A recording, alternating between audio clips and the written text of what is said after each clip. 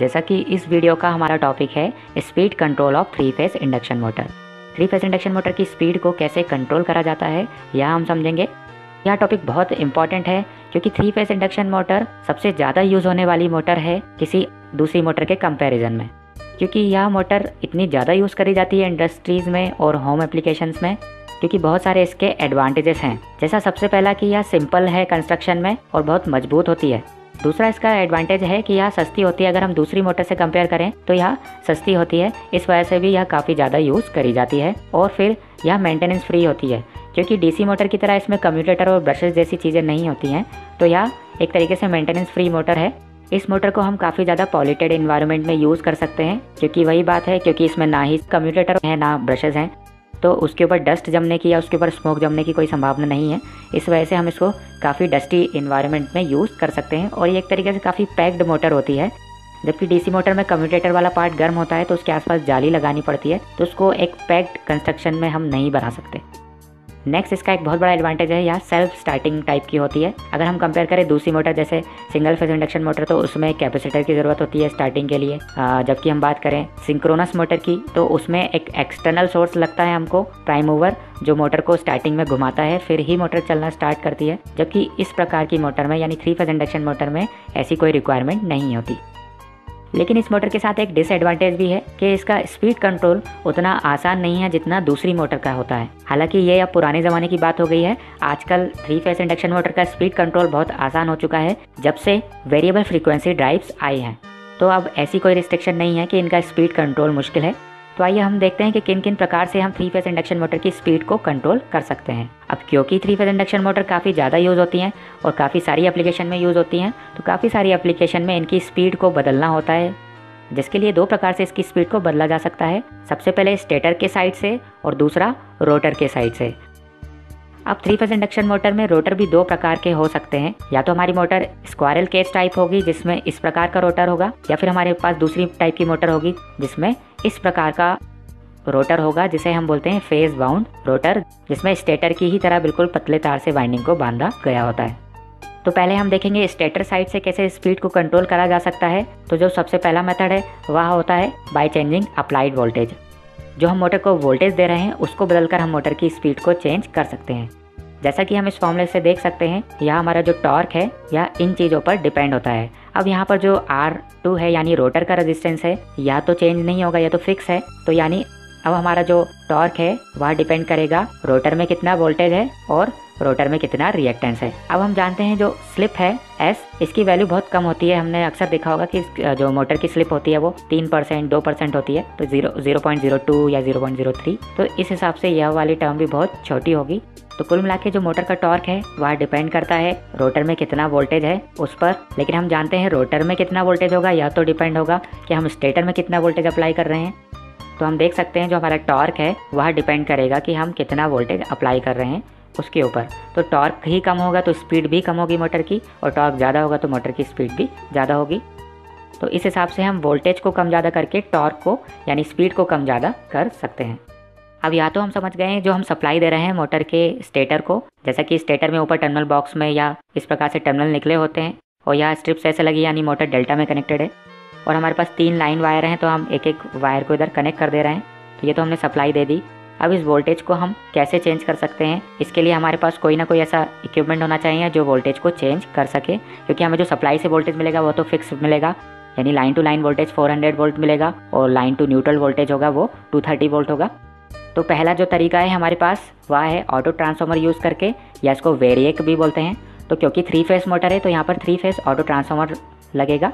तो सप्लाई से हम तीनों लाइन कंडक्टर और एक न्यूट्रल कंडक्टर यहाँ कनेक्ट कर देंगे, और इस वेरिएक का जो आउटपुट होगा वो चला जाएगा हमारी मोटर में। और इस नॉब की हेल्प से हम वोल्टेज को कम ज़्यादा कर सकते हैं। कहाँ तक कर सकते हैं? 0 से हम बढ़ाकर इसको कर सकते हैं, जितना सप्लाई का वोल्टेज है उतना ही कर सकते हैं, उससे ज़्यादा नहीं कर सकते। तो यह एक अच्छा तरीका है मोटर की स्पीड को कंट्रोल करने का, और साथ ही साथ यह हमारा सेफ स्टार्टिंग में भी हेल्प करता है। जैसा कि हमें पता है 3 फेज इंडक्शन मोटर स्टार्टिंग के समय बहुत ज़्यादा करंट खींचती हैं, तो अगर हम स्टार्टिंग में फुल वोल्टेज अप्लाई कर देंगे तो वो बहुत ज़्यादा करंट खींचेंगे, जिससे हमारी मोटर भी ख़राब हो सकती है और सप्लाई भी ख़राब हो सकती है। इससे बचने के लिए हमारा ऑटो ट्रांसफार्मर में हम स्टार्टिंग में वोल्टेज कम रखेंगे, और जैसे जैसे हमारी मोटर नॉर्मल स्पीड गेन कर लेगी, वैसे वैसे हम अप्लाइड वोल्टेज को बढ़ाते जाएंगे और उसको रेटेड वोल्टेज तक बढ़ा सकते हैं। और फिर वर्किंग के दौरान हम अपनी स्पीड को कम ज़्यादा कर सकते हैं वोल्टेज को चेंज कर कर। दूसरा जो तरीका है इनपुट वोल्टेज को वेरी करने का, बाय यूजिंग रियोस्टेट। जैसा कि यह सिलेंड्रिकल डिवाइस है, ये वेरिएबल रेजिस्टेंस है, तो एक पोजीशन में इसका रेजिस्टेंस 0 होता है और एक पोजीशन में मैक्सिमम होता है जितना भी इस डिवाइस की रेटिंग है। इस प्रकार के 3 रियोस्टेट हमें सीरीज़ में लगाने पड़ेंगे तीनों लाइन में। तो शुरू में हम उनको मैक्सिमम पोजीशन में रखेंगे सेफ स्टार्टिंग के लिए, और जब हमारी मोटर नॉर्मल कंडीशन में आ जाएगी, नॉर्मल रनिंग में आ जाएगी, तो हम इसका रेजिस्टेंस 0 भी कर सकते हैं। और वर्किंग के दौरान हमें मोटर के स्पीड को कंट्रोल करना है, तो हम रेजिस्टेंस को वेरी कर कर मोटर की स्पीड को वेरी कर सकते हैं, क्योंकि जब हम इसका रेजिस्टेंस मैक्सिमम रखेंगे तो काफ़ी सारा वोल्टेज इसके अक्रॉस ड्रॉप हो जाएगा और मोटर को कम वोल्टेज मिलेगा, तो ऑब्वियस सी बात है मोटर की स्पीड जो है वो कम हो जाएगी। लेकिन यह मेथड एक बहुत इनएफिशिएंट मेथड है, क्योंकि यह जो सिलेंडर है काफ़ी ज़्यादा गर्म होता है और हीट के फॉर्म में इसमें एनर्जी वेस्ट होती है, क्योंकि मोटर के अंदर जितना भी करंट जा रहा है इस रेजिस्टेंस में से होता हुआ जाएगा और इस रेजिस्टेंस में I² R time power loss होंगे। तीसरा जो तरीका है वह है वोल्टेज रेगुलेटर को यूज़ करना। इसके लिए हमारे पास जो डिवाइस होता है उसमें सॉलिड स्टेट डिवाइस लगे होते हैं, जैसे थायरिस्टर और ट्रायक। तो ये थोड़ा सा सोफिस्टिकेटेड डिवाइस होता है जिसकी हेल्प से मोटर को दिए गए वोल्टेज को हम कंट्रोल कर सकते हैं। इसका खुद का एनर्जी लॉस बहुत कम होगा अगर हम कंपेयर करें ऑटो ट्रांसफार्मर और रियोस्टेट से। तो जैसा कि हम यहाँ देख सकते हैं, हमारी सप्लाई है और ये हमारा लोड है, और यहाँ पर 2 थायरिस्टर्स लगे हुए हैं एंटी पैरेलल में। तो पॉजिटिव साइकिल में ये वाला थायरिस्टर फॉरवर्ड बायस होगा और ये वर्क करेगा जैसे कि ये पॉजिटिव साइकिल है। लेकिन ये थायरिस्टर जब तक वर्क नहीं करेगा जब तक हम इसको या थर्ड टर्मिनल से एक करंट नहीं देंगे। इसको बोलते हैं फायरिंग पल्स। जैसे हम इसको फायरिंग पल्स देंगे, जैसा कि हम यहाँ देख सकते हैं, तो ये थायरिस्टर ऑन हो जाएगा और हमारा इनपुट वोल्टेज बराबर हो जाएगा आउटपुट वोल्टेज। इसी प्रकार से नेगेटिव हाफ साइकिल में यह वाला थायरिस्टर फॉरवर्ड बायस होगा तो यह वर्क करेगा, जबकि यह रिवर्स बायस होगा तो यह वर्क नहीं करेगा। लेकिन यह भी तभी वर्क करना चालू करेगा जब हम इसको फायरिंग पल्स देंगे, यानी इसके गेट टर्मिनल में एक छोटा सा करंट सिग्नल देंगे। तो जब इसको फायर करेंगे तो यह भी वर्क करेगा। अब हम देख सकते हैं हम फायरिंग एंगल में थोड़ा सा डिले कर दे रहे हैं, जिसको बोल रहे हैं अल्फ़ा। तो आउटपुट वोल्टेज जो वेवफॉर्म है वो कुछ इस प्रकार से होगी और इसका एवरेज निकाला जाएगा तो इससे कम होगा। तो इस प्रकार से हम फायरिंग एंगल को बढ़ाकर आउटपुट वोल्टेज को कम कर सकते हैं। तो यहाँ तो है सिंगल, तो यहाँ तो जो हम एग्जांपल देख रहे हैं या सिंगल फेज़ के लिए है। एक्चुअली में 3 फेज़ के लिए हर लाइन में इस प्रकार से थायरिस्टर्स लगे होंगे और इन सारे थायरिस्टर का जो थर्ड टर्मिनल होगा गेट टर्मिनल, इनको एक कंट्रोल सर्किट से सिग्नल दिया जाएगा। तो यह हुआ हमारा AC वोल्टेज कंट्रोलर। तो अभी जो हमने तीनों मेथड देखे, स्टेटर के वोल्टेज को कंट्रोल करने वाले, ऑटो ट्रांसफार्मर वाला, रियोस्टेट वाला और ये वोल्टेज कंट्रोलर वाला, इन सब में एक ही प्रॉब्लम है कि अब जब हम वोल्टेज को कम करते हैं तो जो मोटर की कोर है इसमें फ्लक्स डेंसिटी कम हो जाती है। तो इससे जो हमारा मोटर का जो मैग्नेटिक मटेरियल है वह अंडर यूज़ होता है, मतलब उसका प्रॉपर यूज़ नहीं हो पाता। तो एक तरीके से वोल्टेज को कंट्रोल कर स्पीड को कंट्रोल करना भी एक इनएफिशिएंट मेथड है, इसमें भी हमको फुल इफिशिएंसी नहीं मिलती। अब हम नेक्स्ट मेथड पे चलते हैं, वोल्टेज के बिना हम मोटर की स्पीड को कैसे कंट्रोल कर सकते हैं।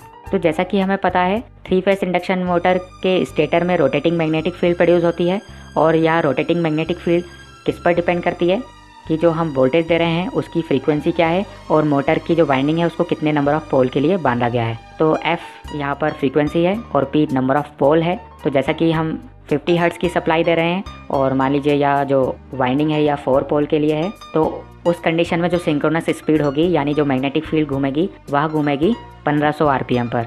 और इंडक्शन मोटर कभी भी सिंक्रोनस स्पीड पर नहीं घूमती है, उससे थोड़ी सी कम स्पीड पर घूमती है। तो यह लगभग 1440 RPM के आसपास यह मोटर घूमेगी। तो अगर हम रोटेटिंग मैग्नेटिक फील्ड की ही स्पीड को कम कर दें तो मोटर की स्पीड भी कम हो जाएगी, और हम रोटेटिंग मैग्नेटिक फील्ड की स्पीड को बढ़ा दें तो मोटर की स्पीड भी बढ़ जाएगी। तो कुल मिला के हम फ्रीक्वेंसी को चेंज कर मोटर की स्पीड को चेंज कर सकते हैं।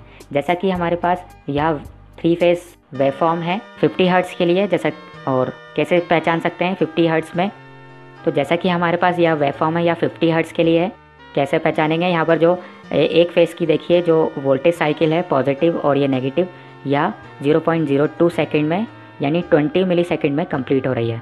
तो यह 50 हर्ट्ज़ के लिए वेवफॉर्म बनी हुई है। इसी प्रकार से ये येलो फेस है और इसी प्रकार से ये ब्लू फेस अपनी एक साइकिल कंप्लीट कर रहा है 0.02 सेकंड में। अगर हम इस अप्लाइड वोल्टेज की फ्रीक्वेंसी को कम कर दें, इसको करके 25 हर्ट्ज़ कर दें, आधा कर दें, तो यही रेड फेस अपनी पूरी साइकिल कंप्लीट करेगा 0.04 सेकंड में, तो हम यहाँ देख सकते हैं। तो ऑब्वियस सी बात है, अगर हम यह वाली फ्रीक्वेंसी अप्लाई करेंगे तो मोटर ज़्यादा स्पीड पर रन करेगी, और यह वाली फ्रीक्वेंसी की सप्लाई हम देंगे तो मोटर कम स्पीड पर रन करेगी। तो यहाँ जो हम कॉन्सेप्ट देख रहे हैं, फ्रीक्वेंसी को कम ज़्यादा कर कर स्पीड को कम ज़्यादा करना, यह भी एक तरीके से इम्प्रैक्टिकल है, क्योंकि हम जैसे ही फ्रीक्वेंसी को कम करेंगे मोटर के अंदर फ्लक्स डेंसिटी बढ़ जाएगी और इसकी कोर जो है वह सैचुरेट हो जाएगी। तो वास्तव में सिर्फ फ्रीक्वेंसी को चेंज कर कर मोटर की स्पीड को चेंज नहीं करा जाता है। जो मेथड यूज़ होता है वह होता है कांस्टेंट V/F कंट्रोल। इस मेथड का यूज़ करके ही हम मोटर की स्पीड को बदलते हैं। इसमें हम अगर फ्रीक्वेंसी को कम करते हैं तो वोल्टेज को भी कम करते हैं, क्योंकि फ्रीक्वेंसी कम करेंगे तो फ्लक्स डेंसिटी बढ़ जाएगी। फ्लक्स डेंसिटी को वापस से मेंटेन करने के लिए हम वोल्टेज को भी कम करेंगे। तो V/F का रेशियो को हमेशा कांस्टेंट रखा जाता है। अगर हम फ्रीक्वेंसी आधी कर रहे हैं तो वोल्टेज को भी आधा कर देंगे। फ्रीक्वेंसी को हम 4 गुना कम कर रहे हैं तो वोल्टेज को भी 4 गुना कम करेंगे, तभी हमारी मोटर जो है वो परफेक्ट वर्क करेगी। अदरवाइज़ हमारी मोटर बहुत इनएफिशिएंटली वर्क करेगी। तो वास्तव में V/F कंट्रोल में क्या होता है, अगर हमने देखें यहाँ फ्रीक्वेंसी कम कर रहे हैं तो हम वोल्टेज का मैग्नीट्यूड भी कम कर रहे हैं, फ्रीक्वेंसी आधी कर रहे हैं तो यानी वोल्टेज का मैग्नीट्यूड भी हम आधा कर दे रहे हैं। तो ऐसा करा कैसे जा सकता है? ऐसा करने के लिए जो डिवाइस लगता है उसे बोलते हैं VFD, यानी वेरिएबल फ्रीक्वेंसी ड्राइव। दोस्तों यह डिवाइस मदद करता है फ्रीक्वेंसी को और वोल्टेज को एक साथ बदलने में, और आज के टाइम में यही मेथड मोटर की स्पीड को कंट्रोल करने के लिए ज़्यादा प्रेफर करा जा रहा है। अभी हम और भी मेथड देखेंगे, लेकिन यही मेथड सबसे ज़्यादा यूज़ करा जा रहा है मोटर की स्पीड को कंट्रोल करने के लिए। और VFD कैसे वर्क करती है इसके ऊपर हम अलग से ही पहले वीडियो बना चुके हैं, तो आप इस लिंक पर उस वीडियो को जाकर देख सकते हैं। और आप अभी एक डाउट और होगा आपके मन में कि फ्रीक्वेंसी को कम करने से फ्लक्स डेंसिटी कैसे बढ़ रही है, तो उसको प्रॉपर हमने एनिमेशन से समझाया हुआ है उसी वीडियो में, तो आप उस वीडियो को ज़रूर से जाकर देखें। तो इसके अलावा जो और भी मेथड हैं उनको भी जानना ज़रूरी है। तो नेक्स्ट मेथड है by changing the number of stator poles. तो स्टेटर में जो पोल्स हैं उनकी संख्या को कम ज़्यादा करके हम मोटर की स्पीड को कंट्रोल कर सकते हैं। जैसा कि हमें पता है 120 F/P। अब अगर फ्रीक्वेंसी हमारी फिक्स है, हम फ्रीक्वेंसी को ना वोल्टेज को चेंज कर रहे हैं, तो यह 50 हर्ट्ज़ है। अब अगर 6 पोल की मोटर होगी तो उसकी जो रोटेटिंग मैग्नेटिक फील्ड होगी वह 1000 RPM से घूमेगी, तो मोटर लगभग 950 RPM के आसपास घूमेगी। इसके बाद अगर 4 पोल की मोटर है तो तेज़ घूमेगी, 1500 RPM तो रोटेटिंग मैग्नेटिक फील्ड की स्पीड होगी, और हमारी जो मोटर घूमेगी वो 1440 RPM के आसपास घूमेगी। और इसी प्रकार से 2 पोल की मोटर है तो उसकी जो रोटेटिंग फील्ड है वह 3000 RPM से घूमेगी, और हमारी मोटर 2900 RPM के आसपास घूमेगी। डिपेंड करता है कितनी स्लिप है और मोटर के ऊपर लोड कितना है। इसको समझने के लिए हमने यह जो वाइंडिंग है इसको इस प्रकार से देख सकते हैं। हमने एक ही फेस की वाइंडिंग दिखाई है, यानी रेड फेस की वाइंडिंग को दिखाया गया है, 4 पोल के लिए इसको बांधा गया है। तो इस वाइंडिंग में जब करंट फ्लो करेगा पॉजिटिव साइकिल के लिए, इस वाले पार्ट में क्लॉकवाइज घूमेगा तो मान लीजिए नॉर्थ पोल यहाँ बनेगा, इस वाले में एंटी क्लॉकवाइज घूमेगा तो यहाँ पे साउथ पोल बनेगा, फिर इसी प्रकार से यहाँ पे नॉर्थ, फिर यहाँ पर साउथ, तो अल्टरनेट पोल्स बनेंगे। अगर हम यहाँ पर इन लूप्स के कनेक्शन को ही चेंज कर दें तो जो पोल चेंजिंग मेथड होता है इसमें जो टर्मिनल्स हैं वो बाहर निकले होते हैं और बाहर एक स्विच लगा होता है जिससे हम नंबर ऑफ़ पोल्स को चेंज कर सकते हैं। तो जब हम नंबर ऑफ़ पोल्स को चेंज कर देंगे तो इन दोनों में ही क्लॉकवाइज करंट घूमेगा, तो यहाँ पर भी नॉर्थ पोल बनेगा और यहाँ पर भी नॉर्थ पोल बनेगा, और उनके यहाँ पर करंट इस प्रकार से रोटेट होगा वाइंडिंग में से कि यहाँ पर साउथ पोल बनेगा और यहाँ पर भी साउथ पोल बनेगा। तो सिर्फ 2 ही पोल बचेंगे, इधर पूरा नॉर्थ और इधर पूरा साउथ। तो 4 पोल की मोटर कन्वर्ट हो गई 2 पोल में। तो इस प्रकार से हम 2 अलग अलग स्पीड को अचीव कर सकते हैं। तो इस मेथड का यही डिसएडवांटेज है कि हम सिर्फ 2 अलग अलग स्पीड को ही अचीव कर सकते हैं, बीच के किसी स्पीड को हम इस मेथड से अचीव नहीं कर सकते। तो यह मेथड भी आउटडेटेड है। जो पुराने इंस्टॉलेशंस हैं सिर्फ वहीं पे यूज़ हो रहा है यह मेथड। नए इंस्टॉलेशन में ज़्यादातर VFD के साथ ही मोटर को लिया जाता है। तो स्टेटर साइड से कैसे स्पीड को कंट्रोल करा जा सकता है यह हमने देख लिया है। इसके बाद हम चलते हैं जो रोटर साइड है वहाँ से स्पीड को कैसे कंट्रोल कर सकते हैं। तो जैसा कि हमने पहले ही डिस्कस करा था, 2 प्रकार के रोटर होते हैं, एक होता है स्क्वायरल केज, दूसरा होता है फेज बाउंड। तो स्क्वायरल केज जो रोटर होता है इसमें कॉपर्स के बार शॉर्ट सर्किटेड होते हैं, इनमें कोई कनेक्शन बाहर नहीं आता, तो इसके पैरामीटर्स में चेंज करना तो पॉसिबल नहीं है। जो रोटर की तरफ से स्पीड कंट्रोल करा जा सकता है वह इसी प्रकार की मोटर में करा जा सकता है जिसमें फेज बाउंड रोटर हो, यानी उसमें भी वाइंडिंग बंदी हो और उसके वाइंडिंग के जो टर्मिनल्स होंगे उनको डेल्टा में कनेक्ट कर 3 स्लिप रिंग के ऊपर कनेक्ट कर दिया जाता है, और इन 3 स्लिप रिंग के ऊपर कार्बन ब्रशेस लगे होते हैं जिसकी हेल्प से इन कनेक्शन को बाहर लाया जाता है मोटर के टर्मिनल बॉक्स में। अब हम इस रोटर का जो रेजिस्टेंस है उसको चेंज कर सकते हैं एक्सटर्नल रेजिस्टेंस को इंसर्ट कर कर। तो यानी जो पहला मेथड है वह है रोटर रेजिस्टेंस कंट्रोल। इस मेथड में हम रोटर के अंदर एक्सटर्नल रेजिस्टेंस को कनेक्ट करते हैं और रेजिस्टेंस की वैल्यू को चेंज कर कर रोटर में फ्लो होने वाली करंट को चेंज कर सकते हैं और रोटर में करंट को चेंज कर सकते हैं। तो हम रोटर पे लगने वाले टॉर्क को भी चेंज कर सकते हैं और कुल मिला के हम स्पीड को भी कंट्रोल कर सकते हैं। लेकिन अगेन यह मेथड भी एक तरीके से इनएफिशिएंट मेथड है, क्योंकि इसमें एक्सटर्नल रेजिस्टेंस में करंट फ्लो होगा जिसके अंदर हीट प्रोड्यूस होगी और हीट के फॉर्म में एनर्जी वेस्ट होगी। जो दूसरा मेथड है जो रोटर की तरफ से स्पीड को कंट्रोल करने के लिए यूज़ करा जाता है वह है कैस्केडेड कंट्रोल। इसमें 2 मोटर होती हैं, दोनों एक ही शाफ्ट के ऊपर कपल्ड होती हैं।